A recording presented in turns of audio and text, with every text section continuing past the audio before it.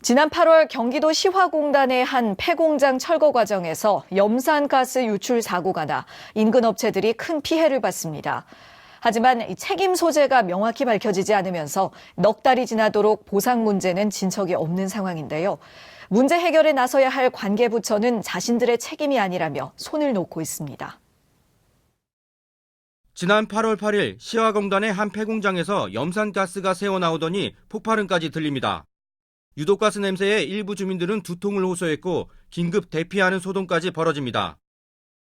주변 공장들의 재산 피해도 잇따랐습니다. 폐공장 바로 옆 자동차 부품 회사에는 쌓여있던 철제 가공품들이 모두 녹이 슬었습니다.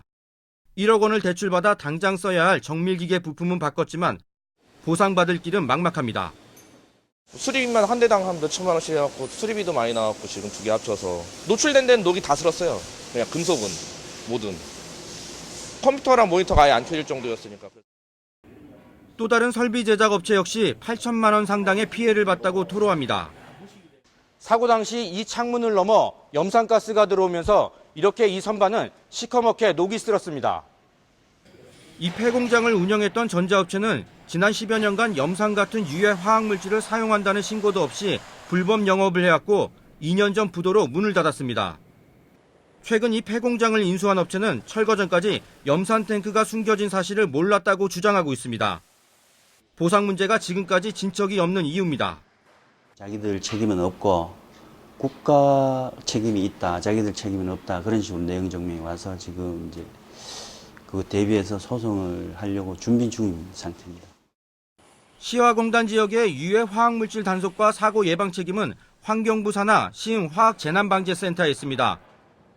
센터는 그러나 수천 곳에 이르는 사업장을 대상으로 무허가 운영을 모두 단속할 수는 없다는 입장입니다. 그러면서 TBS의 공식 인터뷰 요청에는 응하지 않았습니다. 사태를 중재해야 할 관할 지방자치단체도 손을 놓고 있긴 마찬가지입니다. 피해 기업들은 시흥시가 사고 후 넉 달이 지나도록 피해 규모조차 파악하지 않고 있다고 불만을 터뜨립니다. 피해 보상에 대한 거를 시가 뭐 어떤 역할을 해야 된다든지 만약에 그렇다면 그거 뭐 파악도 해야 되고 해야 되지만 그 원인자 나중에 원인자를 밝혀서 그 어떻게 할 것인가를 논의를 해서.